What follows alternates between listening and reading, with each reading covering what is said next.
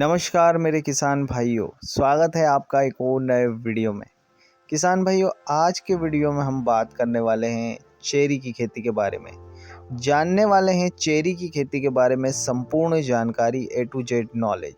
हम जानने वाले हैं इसकी टॉप की वैरायटियाँ, खेत की तैयारी, किस प्रकार से इसकी रुपाई या बिजाई आप कर सकते हैं, कितनी दूरी पर इसके पौधों को लगाना चाहिए और सिंचाई और खाद का कैसे विशेष तरीके से ध्यान रखना है, इसके बारे में भी बात आने वाले हैं इस वीडियो में।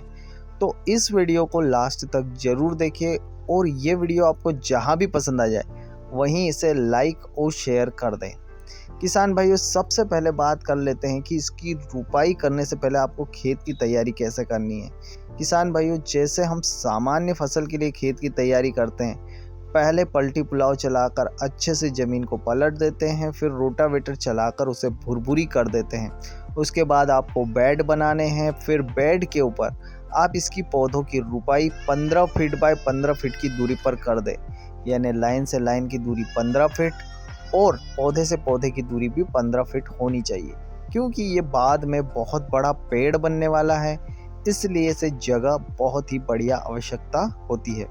किसान भाइयों, अब हम बात कर लेते हैं कि इसकी बिजाई करना चाहिए या रुपाई। वैसे तो किसान भाइयों इसकी बिजाई भी की जा सकती है, लेकिन रुपाई करने में ज़्यादा फायदा होता है, क्योंकि रुपाई की हुई कलम आपको 1 से 1.5 साल में उत्पादन देना शुरू करती है, जबकि यदि आप बिजाई करते हैं तो कम से कम 4 से 5 साल बाद आपको उत्पादन मिलना शुरू होगा। इसलिए बिजाई करना ही सबसे बेस्ट होता है। ज़मीन आप पीएच मान 4.5 से 5.5 तक रखें तो बहुत ही बढ़िया आपको उत्पादन देगी। किसान भाइयों, पहाड़ी इलाकों में इसकी खेती करना बहुत ही आसान होता है, लेकिन अगर मैदानी इलाकों में भी आप इसकी खेती करना चाहते हैं तो उसके लिए भी एक वैरायटी आती है जिसकी खेती आप मैदानी इलाकों में भी कर सकते हैं।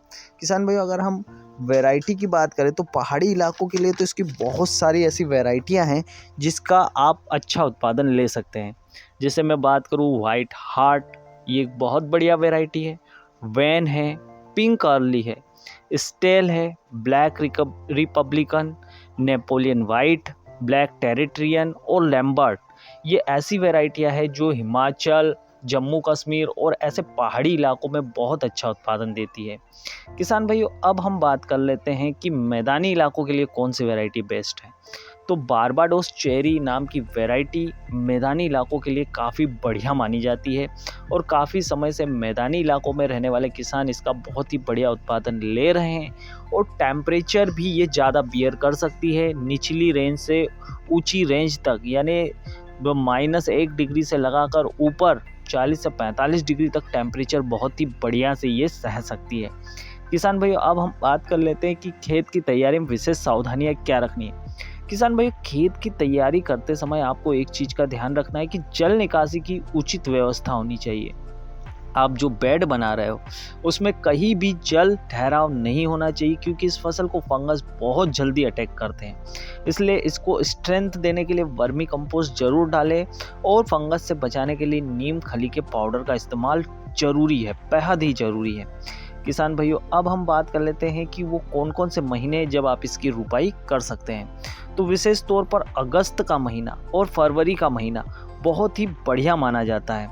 अगस्त के महीने में भी इसकी रुपाई आप बिल्कुल आंख मूंद कर सकते हैं, साथ ही साथ फरवरी का महीना भी बेस्ट होता है।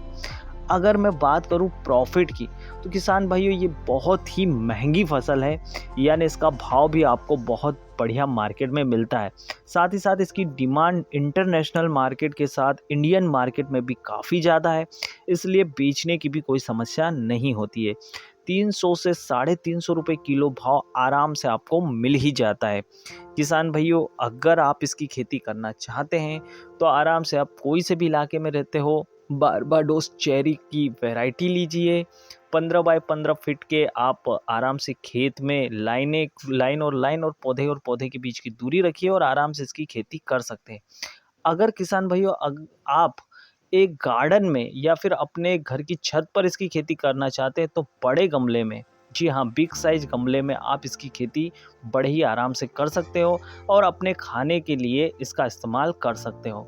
किसान भाइयों, अब हमारी एक विशेष राय है कि यदि आप मैदानी इलाकों पर रहते हो तो बड़े लेवल पर इसकी खेती पहले न करके अपने घर पर छत पर इसकी रुपाई करके आप कुछ समय तक इसका उत्पादन लेकर एनालिसिस कीजिए, उसके बाद ही इसकी रुपाई बड़े स्तर पर इसकी खेती कीजिए, ताकि आपको आगे चलकर कोई ज़्यादा विशेष घाटा ना हो और आप इसके यूज्ड टू भी हो जाए, क्योंकि ये फसल अभी इंडिया में उतनी ज़्यादा मात्रा में नहीं की जाती है, और की भी जाती है तो फिर वो हिमाचल प्रदेश जैसे इलाकों में की जाती है। इसलिए विशेष ध्यान रखते हुए इसकी खेती करें। अगर आपको हमारा वीडियो पसंद आया हो तो इसे लाइक और शेयर करना ना भूलें और हमारे चैनल को सब्सक्राइब जरूर कर लें।